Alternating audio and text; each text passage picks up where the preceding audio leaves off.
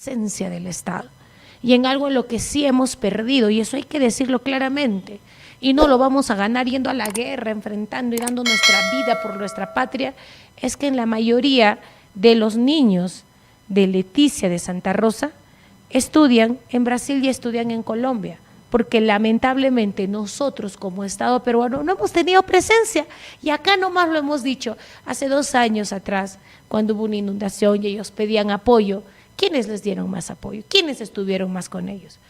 Entonces, ¿cómo le vamos a ganar al territorio? Nuestra gente, nuestros 3.000 habitantes, hasta las lágrimas se sienten peruanos.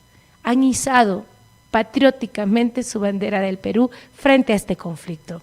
Eso es ser bien patriótico.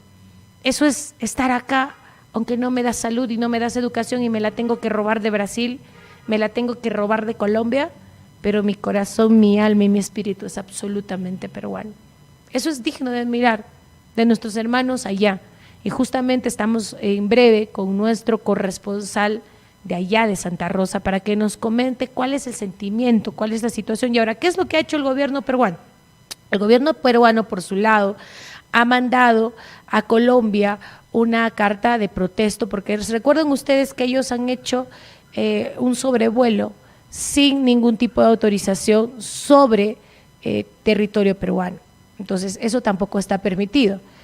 Y es por eso de que se ha hecho una nota de protesto. ¿Pero qué es una nota de protesto? Porque a mí me encanta explicarte las cosas para que tú las entiendas de manera bien clara. Una nota de protesto es como poner en conocimiento o dejar por escrito mi comunicación formalmente de que estoy rechazando o estoy en desacuerdo o inconformidad con un acto. Entonces, ¿qué es lo que está haciendo el Perú? Está dejando por escrito el rechazo e inconformidad de que ellos hayan ingresado a los aires peruanos y hayan sobrevolado sin ningún tipo de autorización. Entonces, estamos haciendo nuestra nota de protesto. Pero además se está anunciando ahora en septiembre una mesa mixta donde se va a hablar este tema, que en mi opinión no hay un tema de discusión, es un tema técnico. Te mando el estudio cartográfico, mira, acá está, cómo se desprendió, cómo se volvió a unir. Desde el 2014, Chinerías y Santa Rosa están unidos, así pegaditos. Ya no hay parte del río Amazonas que los divide. Hubo sí, en su momento sí, pero ¿sabes qué? Ya tenemos pues más de 40 años de derecho de uso. Pero mejor vamos a hablar con los especialistas. Estoy con el ex canciller Rodríguez Mackey, a quien le vamos a preguntar ¿cuál sería la posición del Perú en esta situación? Yo creo que sí estamos en guerra, pero en guerra con la delincuencia, en guerra con los extorsionadores, y que nuestro país se está equivocando en pelear esa guerra con los extorsionadores comprándole autos de lujos a los grandes bandos militares. Pero vayamos a ver este otro conflicto que además le ha caído como anillo al dedo a este gobierno para poder distraer su pésima administración del orden interno en el país para poder tener este conflicto que pues les habrá caído, pero como así del cielo, para poder distraer y liderar nuevamente de manera mediocre, yo siempre digo, de inepta, esta crisis fronteriza. Doctor Mackey, ¿cómo está? Buenos días, bienvenido, gracias por estar con nosotros. Cecilia, muy buenos días y muchas gracias por la invitación. Doctor, tenemos un pequeño, gran problema en la zona de la isla Santa Rosa y sobre esta declaración y esta petición considero yo fuera de tiempo y fuera de argumento técnico de Petro. ¿Qué es lo que deberíamos hacer como país?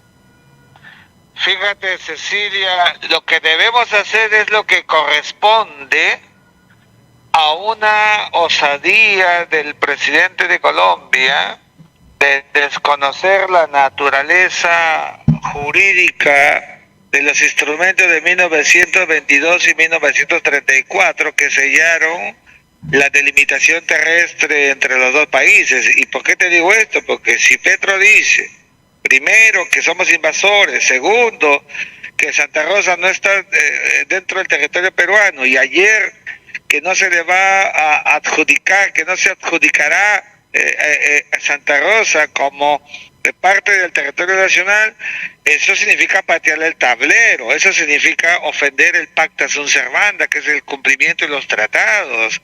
O sea, ante eso hay que tener una actitud en verdad como corresponde, con carácter. ¿Qué significa esto?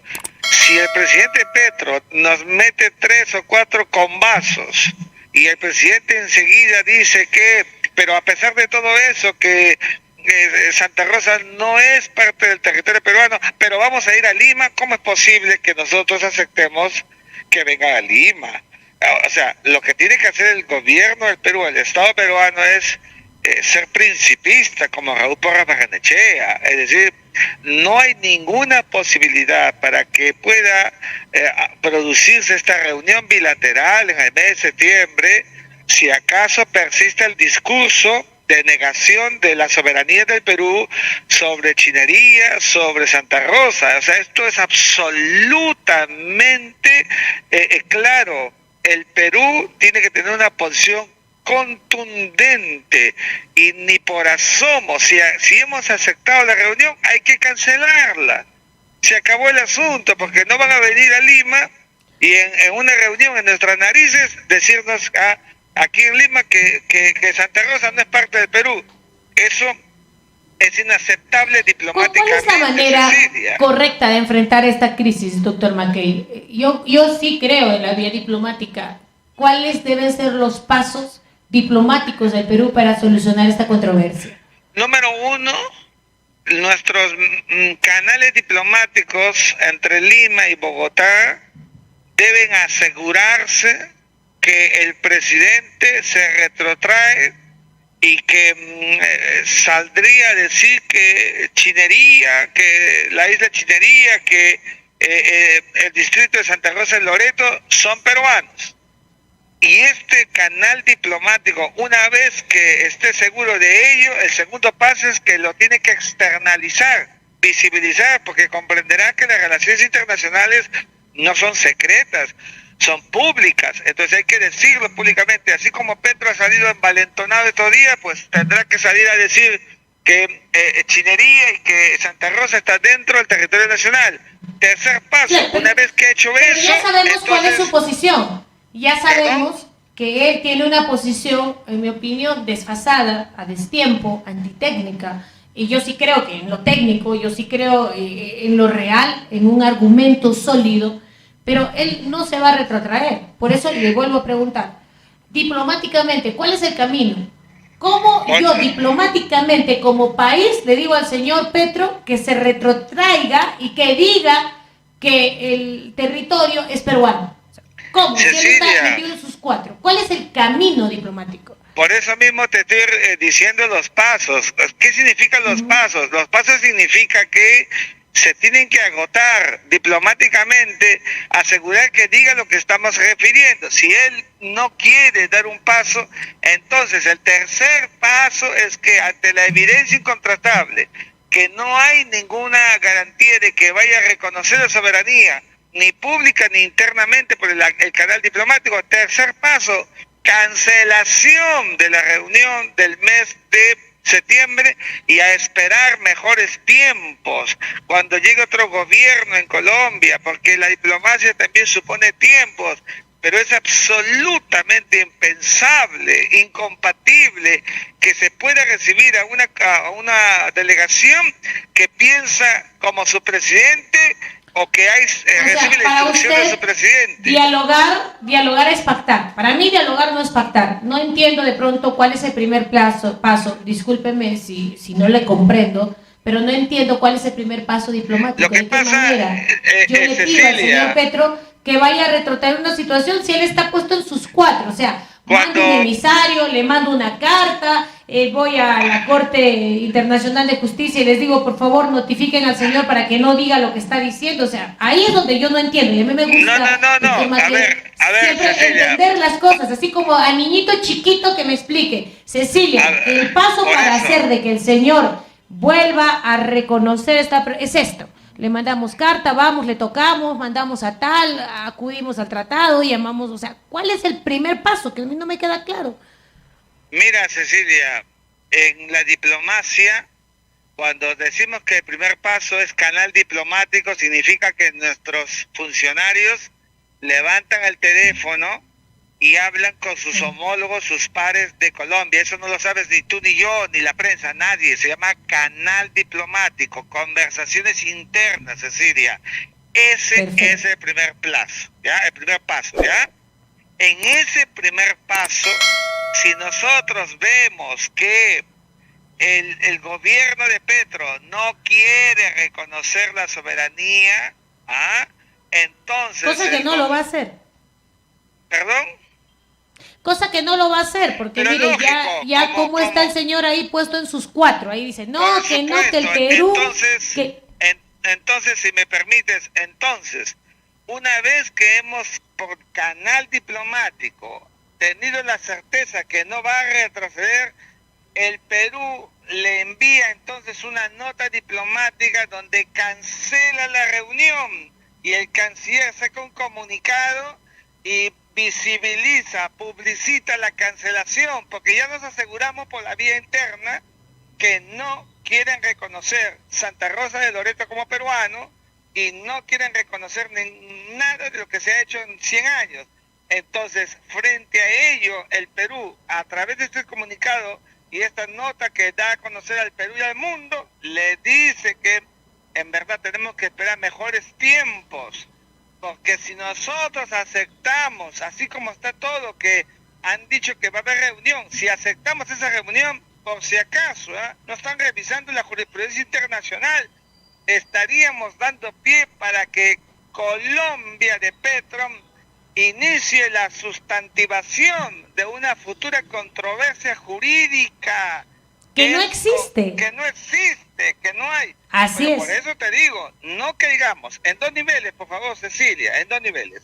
No caigamos en el nivel político y no caigamos en el nivel jurídico, solamente el diplomático. Ese es el único nivel que tenemos que tener con Colombia, no hay más que eso. Desde esa perspectiva, entonces yo aprovecho tu medio para pedir encarecidamente a las instituciones patrióticas, científicas, académicas, que de muy buena fe están emitiendo comunicados y pronunciamientos en contra del argumento del presidente Petro, que no digan ni hagan nada, que dejemos que el canal diplomático, que no es jurídico ni político, haga su trabajo, porque lo único que estamos haciendo es contribuir para que Colombia sustancie, es decir, cree un expediente y nos quiere llevar a la Corte de la Haya. No hay que ir ni a la Corte de la Haya, ni a la OEA, ni a nada. El único marco es el marco diplomático. Y por eso, la nota diplomática que haga el gobierno del Perú tiene que ser una nota diplomática muy bien redactada, que no genere tampoco ninguna naturaleza en su redacción de juridicidad, porque Petro está buscando eso. Ya he visto mi conclusión después de 5 o 6 días de todo esto que él está preparando es crear la posibilidad de una controversia, la génesis, el germen, y no podemos darle pie al capricho, porque es un principio básico del derecho internacional, que no porque una parte diga que hay controversia, esta existe, eso no hay, y hay que ser muy estratégicos, Cecilia. Comprendido. Doctor Mackay, usted dígale al pueblo peruano, nosotros debemos esperar mejores tiempos, mejores relaciones además, porque recordemos de que las relaciones de Perú-Colombia se han roto en el 2022 cuando Petro se manifestó respecto a las muertes que hubo en el Perú, al trato que se le dio a Pedro Castillo, y la señora Dina Boluarte lo que hizo fue votar al embajador colombiano. O sea, recién, hace poquito que hemos vuelto a tener relaciones diplomáticas, porque no tenemos relaciones diplomáticas 23, 24, o sea, ya estábamos como que sentidos con Colombia, porque la señora por primera histórica vez votó embajadores, se peleó con medios países vecinos, entre ellos Colombia. Entonces, como que la situación también de conversación no es la mejor. Podemos esperar todo este tiempo, como usted menciona, mejores protagonistas de ambos lados para poder desarrollarlo en un nivel diplomático, cosa que coincido plenamente con usted. Para mí el tema es absolutamente diplomático, más no político ni jurídico, que podrían darle ese valor técnico necesario para reforzar nuestras posiciones y nuestros protestos diplomáticos. Pero, ¿hay posibilidad de que vayamos a guerra en los próximos 12 meses? Perdóname, Cecilia, no te escuché lo último que dijiste. ¿Hay posibilidad de que vayamos a guerra? Porque ayer, incluso en la madrugada, aquí en Exitosa, yo le cuento, me he pasado toda la madrugada así en carretera hasta regresar a Huancayo, estaba escuchando acá en Exitosa que tocaban este tema, y había un militar que decía, ahora lo que tenemos que hacer los peruanos es ir a guerra, porque si nos llaman a guerra, todos tenemos que ir hasta los 60 años y tenemos que estar ahí. No, entonces, lo que este tenemos escenario que hacer, ¿existirá? Cecilia, si me permites, lo que tenemos que hacer es, a la luz de lo que está pasando con esta visión tan desorbitada del presidente de Colombia, es entender en el país la importancia de tener una calidad disuasiva.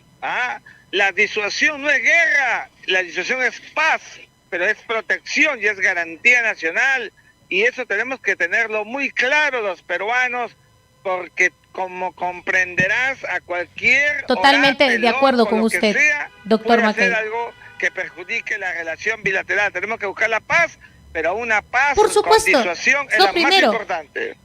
Le agradezco muchísimo, doctor Mackay, por haber estado con nosotros. Rodríguez Mackay, ex canciller, que nos ha dicho claramente paso 1, paso 2, paso 3, explicado como para bebito, así como a mí me gusta. A mí me gusta que me expliquen bien, y si no entiendo algo, vuelvo a decir, no entendí. Vuélveme a explicar. Y si no vuelvo a comprender, vuélveme a explicar. De eso se trata. Y él nos ha explicado. Primero, a nivel diplomático. Pero diplomáticamente hemos estado caídos del palto, pues porque la señora votó al embajador. O sea, recién hace poco hemos podido hacer esa relación nuevamente, el 2025. Y aparte de que nuevamente generamos esa relación y nos vamos a esta controversia, que su principal objetivo era llegar hasta donde nadie más llega. Es la manera de democratizar la comunicación real, objetiva, verdadera, honesta y directa. Y en este camino tiene un enviado especial en la zona de conflicto, en Leticia, donde me voy a comunicar en este preciso momento con Raúl Herrera, quien acaba de cruzar a Leticia, porque son 10 minutos nada más. Al toque pasas Colombia, estamos en el tripartito, y él nos va a comentar un poco de cuál es la situación que se vive en el punto de controversia. Raúl, ¿cómo estás? Bienvenido, muchas gracias por estar con nosotros. Cecilia, ¿cómo estás? Un gusto de saludarte. Y te saludo desde la triple frontera sobre el piso colombiano, en un lugar donde la tranquilidad y la posición de los pobladores leticianos, los colombianos, es del lado de la tranquilidad, de la paz y de que no hay ningún tema en discusión. Lo manifestado esta semana por el presidente Gustavo Petro totalmente es distorsionado el tema y no coincide en absoluto con la posición que tienen los pobladores aquí en Leticia. Primero, el tema de abandono de nuestras fronteras es un tema que nosotros lo tenemos que tratar, pero la cuestión distractiva con que pretende el presidente Gustavo Petro poner en el escenario la discusión sobre la soberanía sobre un territorio peruano como es Santa Rosa, eso no le agrada ni a colombianos ni peruanos. Más aún cuando en esta ciudad, Cecilia, el leticiano es medio peruano, medio brasilero. El peruano es medio colombiano, medio brasilero. El brasilero tiene un poco de colombiano, tiene un poco de peruano. Todos somos hermanos. Este entendimiento y este tratamiento del tema no es de ayer, es de mucho tiempo. Te comento una cosa, Cecilia. Aquí anualmente, en julio, hasta el día 19 de julio, se realizan jornadas de integración que los colombianos han dado por llamar el Festival de la Confraternidad Amazónica, donde confluyen peruanos, colombianos que viven acá naturalmente en Leticia y los brasileños que están cruzando la calle. Esta situación hace que respiremos el mismo aire, respiremos ciertamente un poquitito de diferente concepto en la vida cultural, económica y financiera, pero todos entendemos que somos hermanos. En un momento más voy a intentar, desde mi ubicación, conversar con algunos ciudadanos colombianos que están caminando por las calles.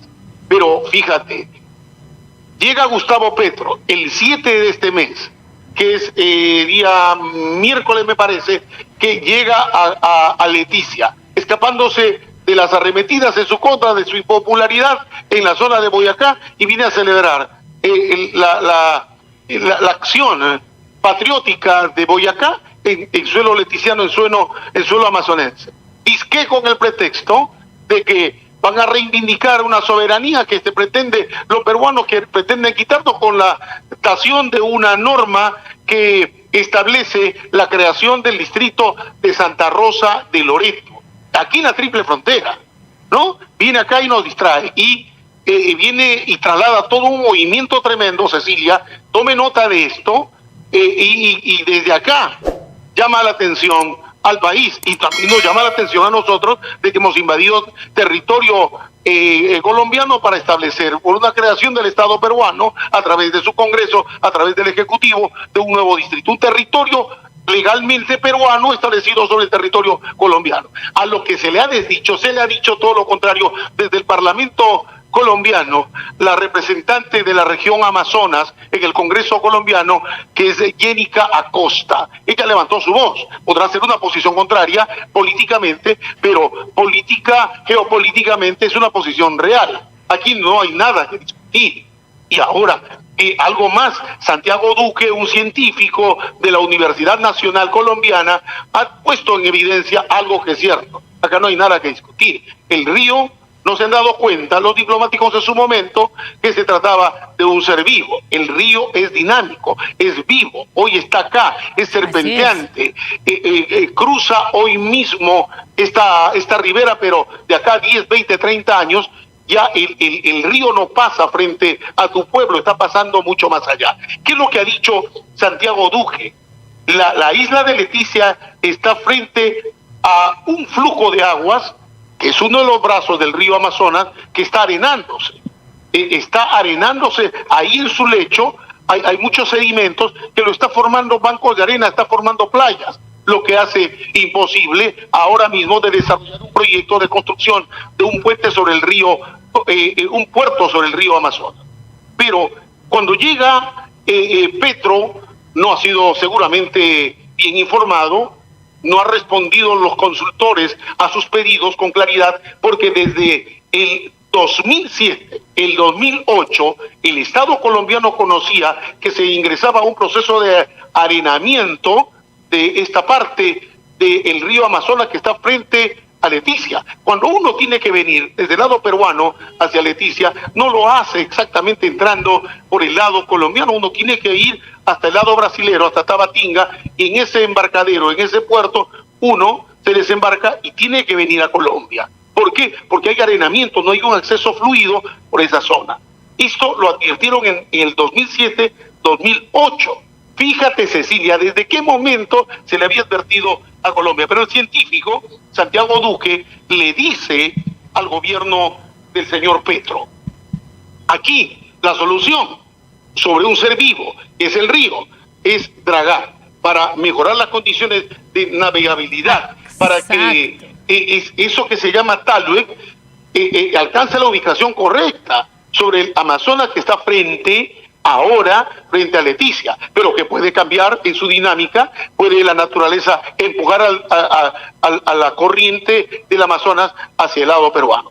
Aquí hay islas, chinerías, aquí hay la isla que se ubica Rondiña, que está a continuación de Chinería, y luego está Santa Rosa. Santa Rosa es un territorio peruano sobre el cual se ha establecido la creación del distrito de Santa Rosa de Loreto. Solamente hay un municipio, La municipalidad va a aparecer recién el 1 de enero del 2028. Pero ahora mismo esta situación no puede generar una controversia que tiene que ir a discusiones más allá de las palabras. Aquí lo científico tiene que aparecer, Cecilia, y esto lo entienden los leticianos colombianos y lo entendemos nosotros. En el lado colombiano, Raúl, no hay ningún interés por discutir, y aquí no hay nada que intercambiar conceptos, palabras y otro tipo de elementos, dicen los colombianos de Leticia. Santa Rosa. ¿Tú has podido conversar con ciudadanos colombianos? Los ciudadanos de Santa Rosa dicen, claro, qué cosa tenemos que decir. Pero hay un elemento, y te comento como anécdota, Raúl. Un paisano suyo, Cecilia, es el que ha generado empresa y se encuentra en medio de dos juegos, hablando metafóricamente. Alan Dionisio, un empresario que ha generado algo que a usted le gusta y algo que a mí también, y algo que seguramente le gusta al señor Petro, las comunicaciones. ¿Sabe qué es lo que existía hasta hace poquitito aquí en esta triple frontera, Cecilia, lo que existía era incomunicación. La internet era una cosa de sueños, pero ahora la empresa Global Fiber International se ha establecido aquí y un huancaíno ha venido a invertir por Perú y ha conectado, Iquitos, que tiene una internet por fibra óptica, ha integrado a Colombia, ha integrado a Brasil en comunicaciones a través de la fibra óptica de internet. Yo estoy con él acá en estos momentos, Cecilia, y él me va a decir qué se siente como empresario cuando invierte, cuando pone capital para desarrollar a los pueblos a través de las comunicaciones. Ojo, Cecilia, cuando el señor Gustavo Petro vino a discursear acá, vino a encabezar la manifestación de Boyacá, lo hizo con señal peruana, la señal que le proporcionaba Global Fiber. Acá estoy con Alan Dionisio. Alan, ¿qué se siente como inversionista extranjero en territorio colombiano cuando hay este tipo de situación? ¿Qué tal? Qué gusto escucharte, Cecilia, un gran abrazo a la distancia. Para nosotros, Paisano, realmente este tipo de situaciones, de estos impases, creemos que van a ser resueltos, pero hacemos un llamado desde el sector privado para que estos temas puedan solucionarse en los canales que corresponden, que es la vía diplomática. ¿Por qué? Porque este tipo de eventos lo único que hace es perjudicar a la población. ¿Por qué? Porque este tipo de eventos no permite tener esta tranquilidad desde el sector privado para continuar con las inversiones. Y eso no vemos ninguna bandera. Creemos y hacemos un llamado porque en la Amazonía está mucho por hacer. Y hablo de la Amazonía en Brasil, Colombia, y nosotros agradecemos a Raúl por esta entrevista. Creemos que proyectos disruptivos, proyectos innovadores, como llevar una fibra óptica a través del río Amazonas, ha generado pues desarrollo, conectividad, el cierre de brechas tecnológicas en todo el litoral del Amazonas. Y estamos hablando de Amazonas en Perú, Brasil y Colombia. Más de 1 millón de personas beneficiadas, más de 100.000 personas en la triple frontera son beneficiados con estos proyectos, que no ve tintes, no ve banderas, sino busca el desarrollo de los pueblos, busca el desarrollo de las personas, porque esto es lo que necesitamos, ser proyectos de este tipo, de esta naturaleza, que ayuden a avanzar, que sean los catalizadores, porque a través del cierre de las brechas tecnológicas, a través de la cierre de las brechas de telecomunicaciones, se apertura otros proyectos, como por ejemplo, tranquilamente ya se puede hablar de una conectividad para temas de educación, de salud, de nutrición, del tema de turismo, por ejemplo. Entonces, eso ayuda a que estas cosas puedan desarrollarse. Y hablemos del desarrollo de los pueblos amazónicos sin banderas, porque aquí en la triple frontera, pues no existe este tipo de yo soy peruano, yo soy colombiano. Acá es una hermandad, y eso es lo que llamamos y queremos resaltar. Bueno, Alan, Cecilia ha puesto en el escenario algo que se diferencia de la posición política, de la posición del viviente común y silvestre, del poblador de Leticia, Colombia, o del poblador de Santa Rosa. Ha puesto el sentimiento que tiene alguien que invierte por Perú, invierte por estos países que se ubican en la triple frontera. Cecilia, bueno, hay mucho por hablar de esto, y usted ya lo ha hecho, ha conversado hace un momento con Miguel Ángel Rodríguez Mackey, y hay otros embajadores que tienen que pronunciarse respecto a esto y se ubican en lo mismo, ¿no? Cecilia, adelante. muchísimas gracias, Raúl.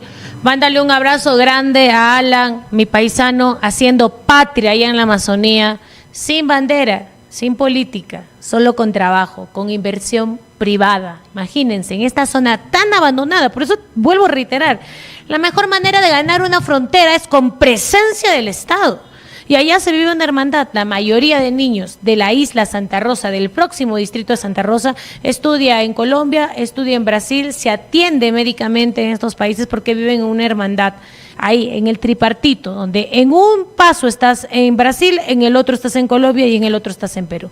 Yo reitero de que la situación se debe arreglar al nivel que corresponde, que es el nivel diplomático. dejando el lado político, el lado jurídico y el lado técnico como soporte al tema diplomático, porque cada zapatero a su zapato. Aquí las cosas como son, y que no venga este gobierno deslegitimado, con una ilegitimidad impresionante, con una ineptitud arrasadora, a tratar de aprovecharse de este tema y a decir, bueno, vamos a entrar en guerra, compremos más aviones de combate, cuando la misma población que está sentada ahí, colombianos, brasileños y peruanos, viven en hermandad y no van a aceptar ningún tipo de intrusión militar, no lo van a aceptar. Y que no vengan a decir ahora compremos más, porque los corruptos y los sinvergüenzas se aprovechan de estas situaciones para poder hacer de las suyas, como lo ha hecho este gobierno, que se ha gastado 12.500 millones comprando aviones de combate que tienen el destino de oxidarse, como lo han hecho otras compras en este mismo calibre en gobiernos anteriores, que hoy se están oxidando y que ni siquiera tienen un techo donde guardarse. Las cosas hay que decir como son, hay que hablar la situación como lo que es. La mejor manera de ver la problemática de un Perú es conociéndola y hablándola como es. La verdad a veces duele, pero es la verdad. Y después de eso no va a haber más nada. Tanita linda, dime tú, estoy a tu entera disposición. Estoy en este momento con el ex ministro de Defensa, Jorge Moscoso, con quien vamos a hablar justamente sobre esta situación y esta nota de protesto que ha mandado nuestro ministro de Defensa, Astudillo. Don Jorge, buenos días, bienvenido, gracias por estar con nosotros. Buenos días, Cecilia, gusto saludarla y a través tuyo a todos los oyentes y televidentes de Exitosa. Tanita, tengo el audio muy bajito respecto al retorno del ex ministro de Defensa, pero ¿cuál considera usted que debería ser el camino que debe tener el Perú en esta controversia? Que no se siente allá, porque acabamos de hablar con nuestro enviado especial que ha hablado tanto con pobladores colombianos, brasileños y peruanos.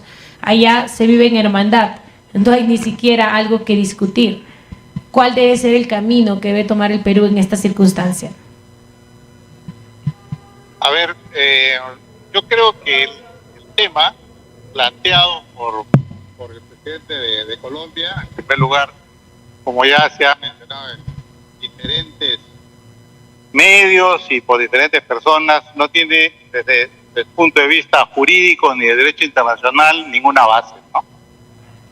El tratado está ya definido, se suscribió, se definió el límite, y lo que queda ahora es cumplir con lo que está acordado. La situación que se está presentando en la zona es una situación producto de la naturaleza del cambio de curso del río. Por lo tanto, lo que corresponde ahora es ver cómo, en este caso Colombia, que está afectado por el tema de la pérdida gradual del cauce del río frente a Leticia, tiene que ver cómo solucionar ese problema. Hay varias alternativas que se podrían mencionar, pero hay algo que sí me preocupa y lo voy a mencionar en el orden, digamos, siguiente. Primero, la relación entre las Fuerzas Armadas del Perú y las Fuerzas Militares de Colombia. Yo he sido jefe del Comando Conjunto y siempre hemos mantenido a lo largo de los años una muy buena relación desde el punto de vista profesional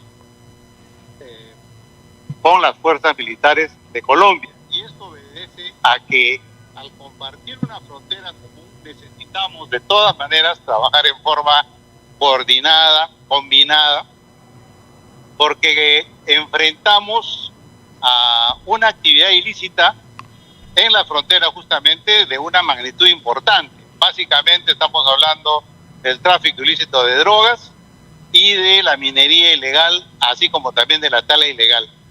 Entonces, en la medida en que la decisión política y las situaciones que se están generando no van alejando en vez de acercar a las Fuerzas Armadas de ambos países, evidentemente quien vamos a decir se beneficia, por emplear ese término, son justamente los que manejan estas actividades ilícitas. ¿Por qué? Porque el disminuir intercambio de información, de inteligencia y evidentemente también de realizar algún tipo de operación puede y afecta la situación propia para ejercer el control.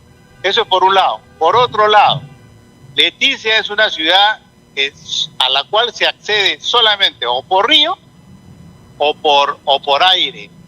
Y la principal actividad que tiene Leticia es el turismo.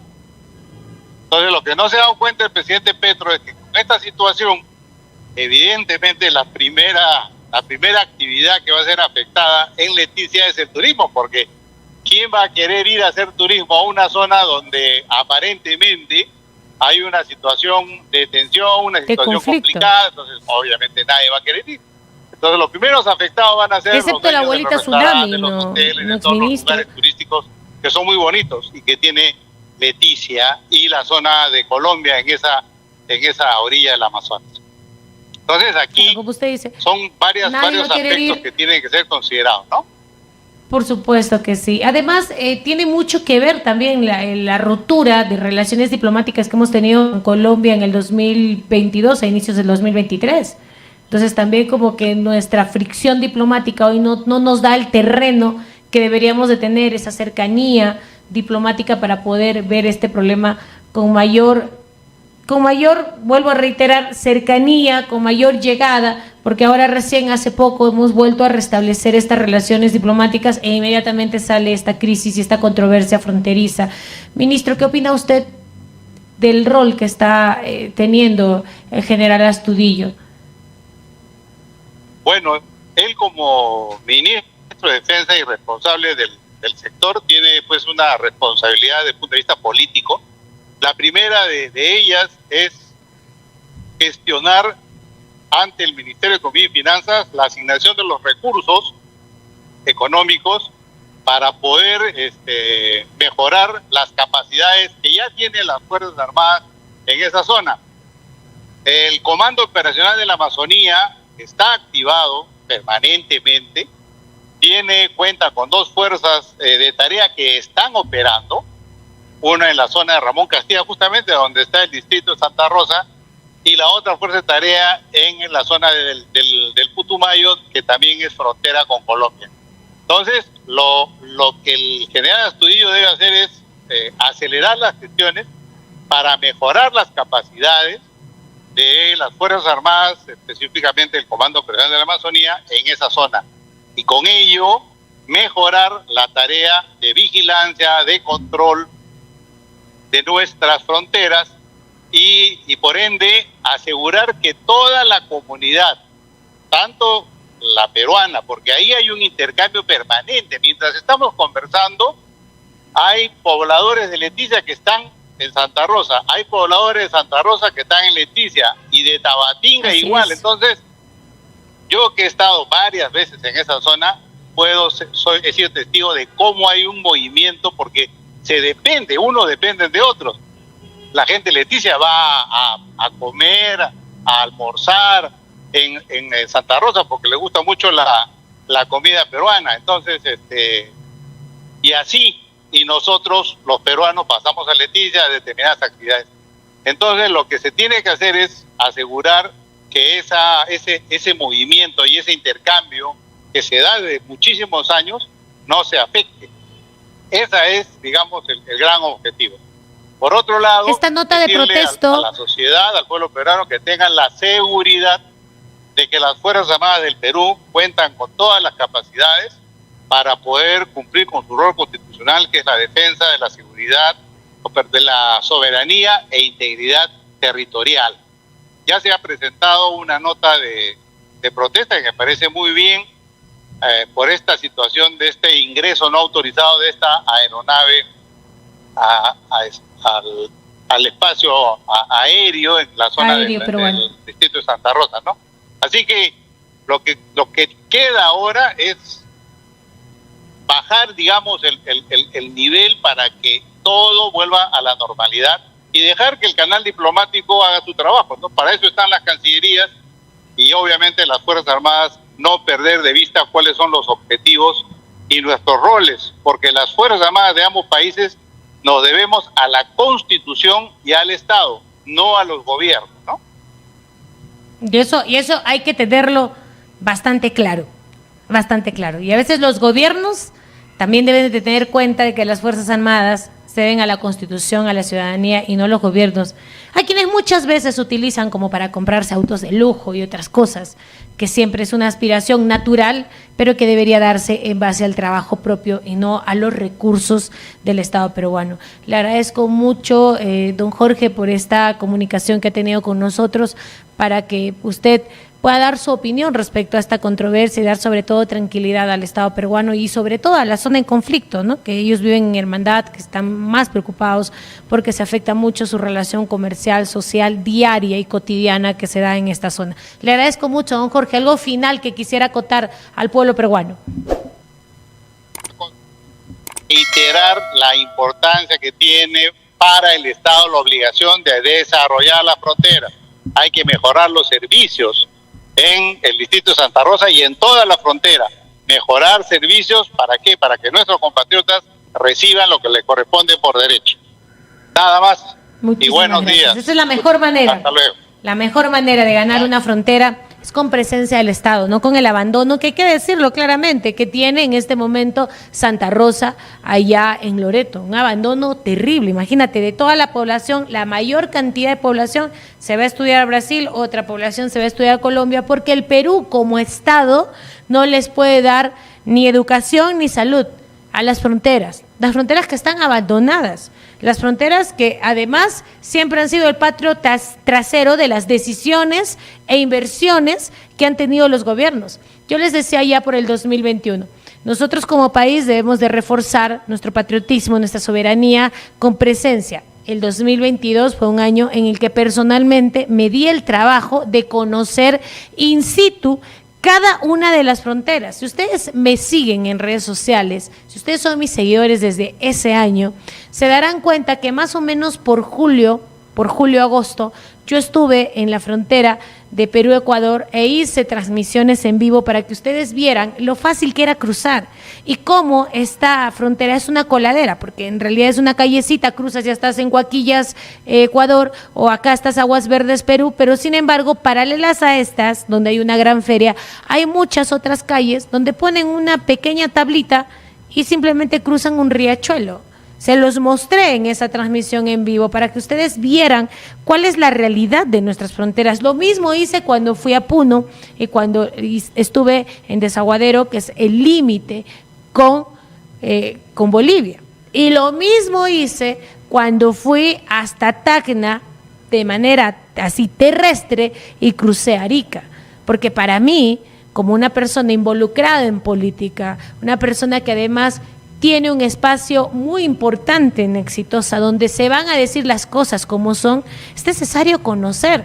Podemos hablarlo de manera remota o conocerlo de manera remota, pero no es lo mismo que estar ahí y conocer in situ la realidad de las fronteras, el abandono que tenemos en nuestras zonas fronterizas y las coladeras que tenemos como país. Y es por eso que el resultado se da de que vengan bandas criminales completitas sin ni siquiera hacer firmar su pasaporte a quienes ni siquiera tenemos en el sistema porque han entrado de manera ilegal, fantasmal al Perú. ¿Por qué lo han hecho así? Porque nuestras fronteras lo permiten.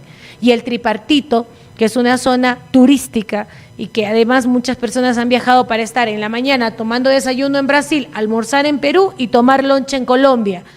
Todo eso lo puedes hacer ahí, en la zona de Leticia. Durante esta semana han habido temas de verdad que han causado no solamente indignación y preocupación, porque al margen de los sicariatos, de las muertes, todos los días estamos resignados a contar muertos. Todos los días contamos muertos. No sabemos si mañana va a tocar alguien de tal empresa Nuevo Horizonte, a empresa Machu Picchu, a las empresas de todos nuestros transportistas que cada día tienen que enfrentarse a la muerte para sobrevivir. Es lamentable. Realmente esa es la guerra, la verdadera guerra en la que estamos nosotros viviendo.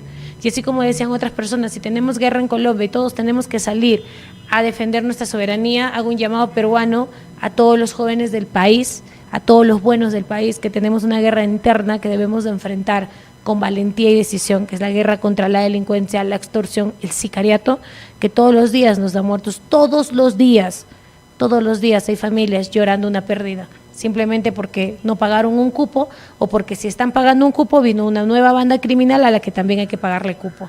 Mejor dicho, estamos fregados por donde se nos vea y así de fregados que estamos mientras el gobierno hace de las suyas, mientras que los gobiernos entran a una red de corrupción tremenda que se ha podido visibilizar con el caso de esta señorita Coca Condori, porque tan solo 23 años, sin nada de experiencia, ha logrado contratar en el último año, Lucero Nicole Coca Condori, cerca de 500 millones. O sea, estamos hablando de una cantidad brutal de dinero a sus 23 años, sin una bofetada de profesionalismo, una manera de demostrar cómo ha entrado la corrupción y ha perpetrado distintos gobiernos regionales, bastante vinculados al señor Acuña, al plata como cancha.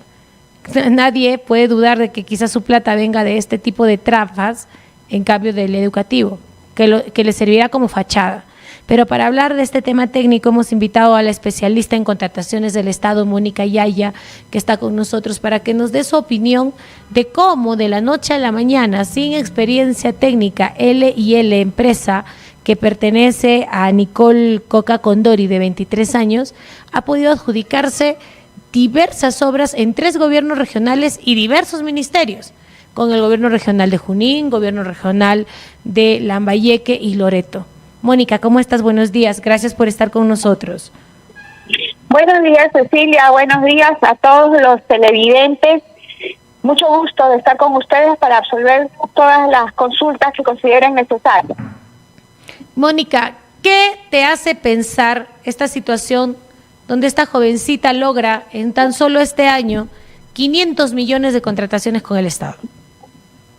Yo pienso que la señorita Coca y sus padres, las empresas vinculadas a esta empresa en la que ella es titular, son en realidad testaferros de poderes políticos mucho más grandes, mucho más elevados, que pueden estar incluso en el gobierno nacional, porque no es casualidad que en los gobiernos regionales, las sedes centrales hayan accedido a todas sus solicitudes de modificación de bases para hacer que estas bases sean a la medida de los consorcios en los que participaba la empresa de la señorita Coca Condori.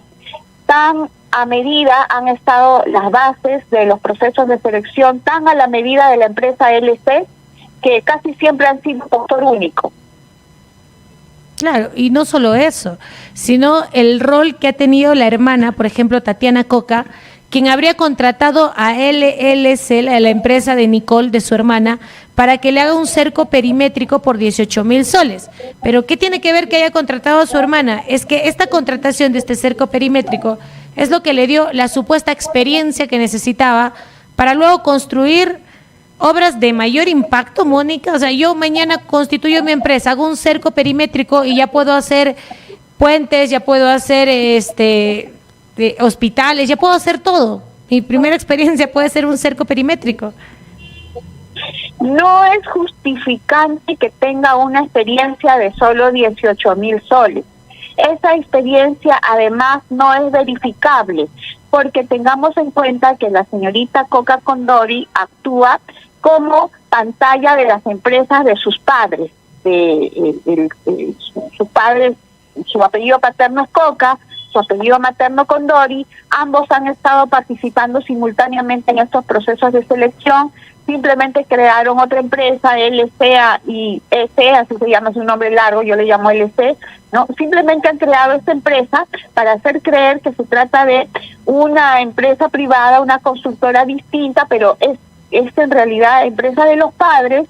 Y esta experiencia que dice haber tenido en la construcción de un muro para su hermana es un invento más hecho por los padres, lo cual no quiere decir que la señorita Coca Condori no tenga responsabilidad, porque también había sido ella parte de esta organización criminal en la que han hecho un lobby, han concertado con presidentes regionales quizás para lograr que las bases estén hechas a la medida de esta empresa, se modifican las bases cuando ellos han querido, sean los únicos postores, tengan la buena pro y obtengan estos contratos millonarios. Claro, porque además, Mónica, han estado la familia, como yo lo decía la semana pasada, hasta el perro de los Coca Condori ha estado presentándose a distintas adjudicaciones en ministerios, la Defensoría del Pueblo, que justamente es de señora Acuña, con cosas más pequeñas, que en mi opinión, bastante mal pensada, Mónica, es de que efectivamente ellos son testaferros, es mi opinión absolutamente personal, y que estas obras grandes las maneja una persona y que a ellos les pagan con estas obras pequeñas que han tenido en algunos ministerios. Porque entre las obras grandes, por ejemplo, está el mejoramiento y la ampliación del corredor vial norte-oeste por un presupuesto de 121 millones. Esto es lo que conecta los balnearios de Trujillo con Huanchaco. Aparte de eso, el mejoramiento y la ampliación del Hospital Virú por 194 millones. Y luego, después de hacer el cerco perimétrico, como que se vuelven especialistas en hospitales, porque van a licitar la adjudicación de 207 millones del Hospital Manuel Igaraqui aquí en Satipo, Junín, y luego el Hospital Regional Felipe Arriola Iglesias en Loreto. Entonces se van a Loreto y se van a Junín como especialistas en hospitales después de haberse adjudicado el mejoramiento y la ampliación del Hospital de Virú. Y en suma, entre todas estas obras, tienen más de 500 millones de adjudicación. Mónica, es para ti como especialista en contrataciones, ¿hay un encubrimiento de corrupción en estas adjudicaciones? Mira, en primer lugar hay que tener en cuenta que los mayores corruptos cumplen con las formalidades. Cumplen con las formalidades porque están asesorados por grandes estudios. Es por eso que yo no creo que aquí la cabeza de esta organización criminal en donde están las empresas de los Coca Condori sean precisamente los Coca Condori. Yo creo que la cabeza de esta organización criminal está en un nivel, en un cargo público más superior. Alto. Exacto, más alto, porque además ha habido el mismo modus operandi en todas las licitaciones públicas que esta empresa ha ganado. Qué casualidad que todos los gobiernos regionales han aceptado el pedido de la empresa, en este caso Condori, porque se inscribió como participante, además de la empresa LC de Lucero Coca Condori, se inscribió también como participante la empresa constructora Condori, de la madre de la señorita Lucero Coca. La empresa Condori, la constructora Condori, se inscribía como una empresa distinta de la de Lucero Coca para hacer consultas y observaciones a las bases.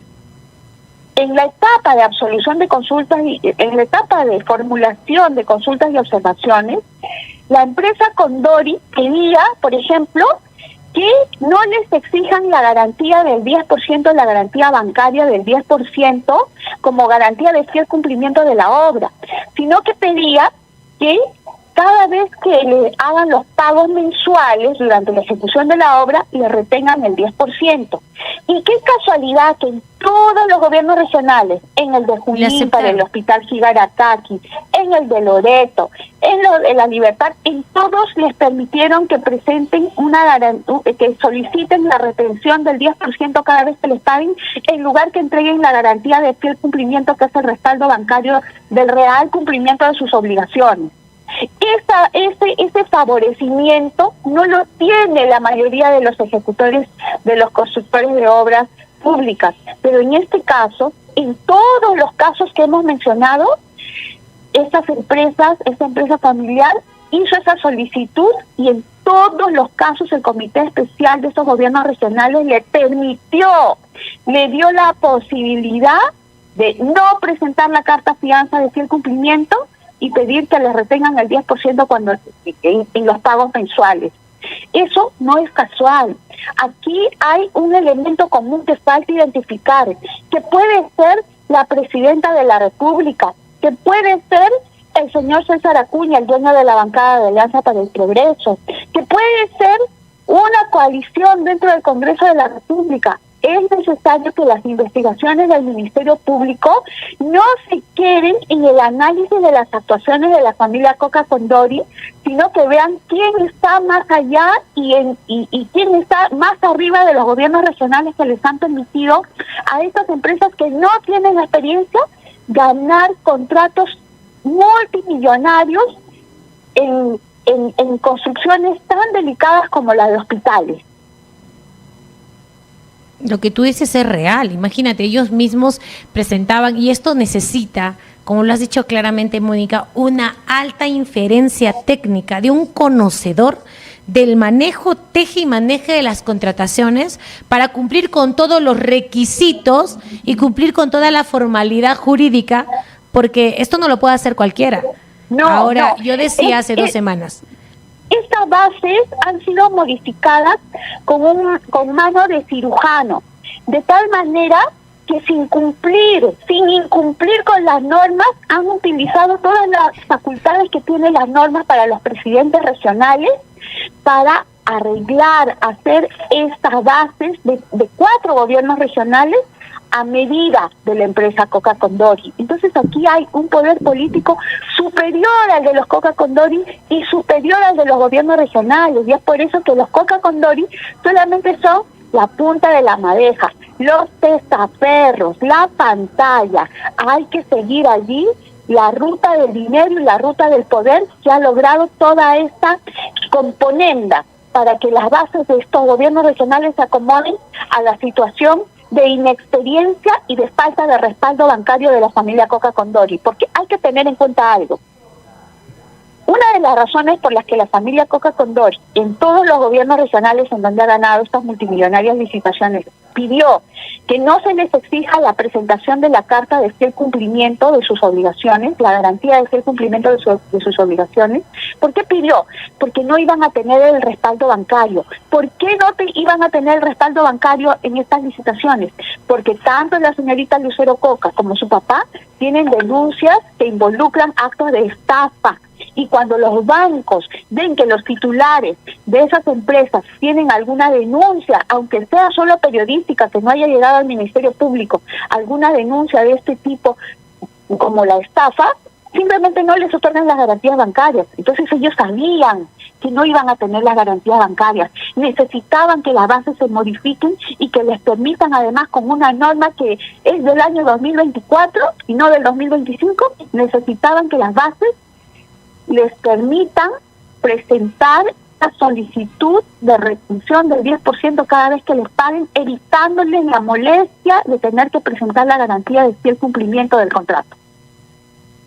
Claro, ahora otra cosa, Mónica. ¿Cuáles son las consecuencias jurídicas que va a afrontar esta familia? Porque esta familia yo creo que ya ha sido expuesta, yo decía hace 2 semanas, que no sorprenda que Nicole Coca Condori sea víctima de la delincuencia común, como lo fue Andrea Vidal en su momento, que amanezca muerta, porque obviamente tú lo has dicho claramente, sobre ellos hay gente muy poderosa, yo también creo lo mismo, o ellos tendrían que simplemente por salvaguardar su seguridad, su supervivencia, ser colaboradores y decir, bueno, a mí me utilizó tal persona y quiero una protección, porque son el hilo más débil, o sea, es por donde se va a romper el hilo de la madeja. Y además, ¿pueden terminar ellos en la cárcel? ¿Tú crees que este podría ser un escenario? Yo creo que ellos pueden terminar en la cárcel porque aquí hay una situación particular. La visita del padre de Lucero Coca al señor César Acuña. Esa visita de 2 horas, tuvo como resultado el otorgamiento de la buena pro y la firma de algunos contratos, ¿no? Entonces, aun cuando el señor Coca Condori dice que en realidad no fue a visitar al señor César Acuña, lo cual, según los registros, es falso, ¿no? ¿A quién fue a visitar? Al área de contrataciones de cada institución, de cada región. Y si fue a visitar a un funcionario distinto del señor César Acuña, ¿cuál fue el motivo de esa reunión? Fue la modificación precisamente de las bases en el caso de las licitaciones en La Libertad. Pero acá lo que tiene que ser analizado son los elementos comunes en las 4 licitaciones de las que estamos hablando, ¿no? Esa aceptación en los gobiernos regionales para que no presenten la garantía de este cumplimiento del contrato. Que como tú dices, es tema de cirugía de alto conocimiento. Así es. El segundo elemento común esos consorcios que han formado, ¿no? La empresa Coca, la empresa de la señora Lucero Coca, de la señorita Lucero Coca, se ha consorciado con empresas que sí tenían una gran experiencia. Y que sin embargo, esas empresas que tenían una gran experiencia solamente tenían el 1% de participación en la 3%. facturación. En el caso del hospital Higaracaki, solamente el 3%. En un hospital que vale más de 200 millones de soles, ¿no? Mientras los Condori, mientras los Coca Condori iban a recibir casi el íntegro de la facturación, la empresa que acreditaba la mayor experiencia recibía muy poco, casi nada. ¿Eso qué quiere decir? Que hay algo que ellos han valorado mucho más que la experiencia de su consorciado, por el cual han dicho la mayor parte de la facturación me va a corresponder a mí. ¿Qué es ese algo? Esa conexión que ha tenido el padre del señor, el padre de la señora Lucero Coca con César Acuña. Creo lo mismo. Claro. Y Entonces, creo que la plata como cancha viene de ahí. Y es la por eso plata que no como quieren dejar la cancha, comisión de presupuesto. exactamente. Y es por eso que no quieren dejar de tener presencia en el Congreso. Exactamente, porque el señor César Acuña sabe que él no es presidente de la República, pero su negocio no está allí. Su negocio está en tener una bancada que presida la Comisión de Vivienda, como ahora va a ser a través de su hermana, la señora María Acuña, la robasueldo María Acuña, y que además ahora van a dominar las obras de saneamiento a nivel nacional, porque eso depende del Ministerio de Vivienda, ¿no? El negocio del señor César Acuña es tener a alguien de su partido que presida la subcomisión de acusaciones constitucionales, que es la que finalmente encarpeta las denuncias, las acusaciones contra presidentes de la República, contra gobernadores regionales, contra congresistas, contra fiscales de la nación. Entonces el negocio del señor César Acuña está en tener una bancada y poner a sus alfiles para que presidan estas comisiones en donde se encarpetan acusaciones penales contra las altas autoridades del país, como los gobernadores regionales, y en donde además se favorezcan a determinados proveedores del Estado a través de la Comisión de Vivienda, en donde ahora va a estar su hermana. Y tú lo has dicho claramente. Ahí está la estructura. Todos lo vemos. Ahí está la estructura. Ahí está por qué quieren esa comisión. ¿Por qué estuvieron Ahora, tanto tiempo en la comisión de presupuesto? ¿Por qué crees ahora, tú de que estos gobiernos regionales de Junín y Loreto han simplemente cedido? Una empresa grande que tiene toda la experiencia se va a consorciar con una nueva que no tiene nada de experiencia y va a tener el 99% del manejo de la obra, la pequeñita y yo un 1%. Eso es Y no de solamente alto nivel quirúrgico de la corrupción, atribuible a una persona del nivel que menciona Mónica, que podría ser el mismísimo gobierno, el señor Acuña o cualquier otro que solamente está utilizando a esta familia. Te agradezco mucho, Mónica, por habernos explicado de manera muy clara qué es lo que se desnuda detrás de estas contrataciones de más de 500 millones en este año para la familia Coca Condori. Muchísimas gracias, Mónica. ¿Algo más que acotar? Sí, mi estimada Cecilia, yo creo que la investigación tampoco debe quedar solamente en el señor César Acuña, sino en toda esa coalición de corrupción que se ha formado y que involucra también a la presidenta Dina Boluarte. Y por otra parte, yo a través de tu programa quiero enviar un abrazo a mis hermanos del Valle del Mantaro y sobre todo un abrazo de hermandad entre nosotros, porque el caso de la obra del Hospital Higaracaki yo lo vengo siguiendo hace buen tiempo. Tiene un informe de Contraloría que dice que ese hospital lamentablemente nunca va a funcionar porque ha sido construido sobre un terreno pantanoso, en donde tampoco ni siquiera alcanza el agua para hacer una construcción de la dimensión del Hospital Higaracaki. No hay electricidad y es muy difícil que a esa zona llegue al menos el internet para brindar el servicio de salud digna que merece Zapipo. Te agradezco muchísimo por esta oportunidad. Muchísimas gracias. Mónica Yaya, especialista en contrataciones con el Estado, que acaba de decir lo que es la situación del hospital, y a pesar que sabemos que no va a funcionar, le vamos a dar 200 millones más. Esta es la corrupción, Esto no se hace en favor del Estado. ¿Tú crees que Sosimo Cárdenas, el gobernador regional de Junín, me dice, ¿sabes qué, esa tipo? Te voy a dar tu hospital para que... No, lo hacen en nivel de la corrupción. Yo se los dije anteriormente. Aquí nomás, en Concepción, en mi tierra, en el hospital de neoplásicas. El terreno que está al costadito, que ahora lo usan como caballito de batalla, tenemos que hacer crecer el hospital, que no tenemos terreno, que no sé qué, que no sé cuánto. El terreno que antes lo podían comprar por 500,000 soles, hoy van a pagar cerca de 7 millones de soles. Uy, ¿cómo creció el terreno? Claro, se valorizó al costado de un hospital, pero lo curioso es que el propietario del terreno no es el que hace las tratativas, lo hace un grupo de corruptos, de sinvergüenzas, así, pero del mismo nivel de descaro que el gobernador y su séquito, que deberían de ser investigados.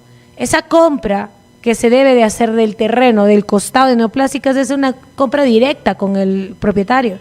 Y el propietario debe decir, ¿sabes qué? Me estás facturando 7 millones, esos 7 millones son míos, yo no tengo por qué pagarle comisión a tal a cual.